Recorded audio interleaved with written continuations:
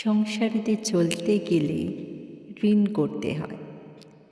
ঋণ করাটা অন্যায় কিন্তু নয়, কিন্তু ঋণ করে তা শোধ না দেওয়াটা অন্যায়। কেননা এমনি করে মানুষের কাছ থেকে দূরে সরে যেতে হয়। ঋণ গ্রহণকারী কেমন করে মিতব্যয়িত অবলম্বন করে ঋণ শোধরাতে পারে।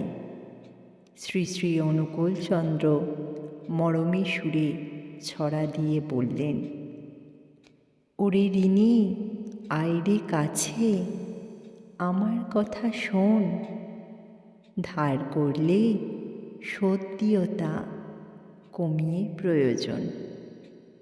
যিনি ঋণ দিয়েছেন তার চাওয়ার আগেই তাকে ফিরিয়ে দিতে হবে নিজের প্রয়োজন কমিয়ে।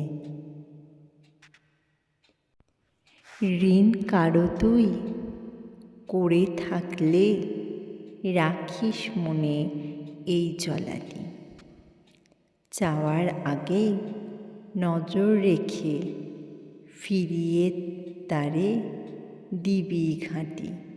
জয় গুরু।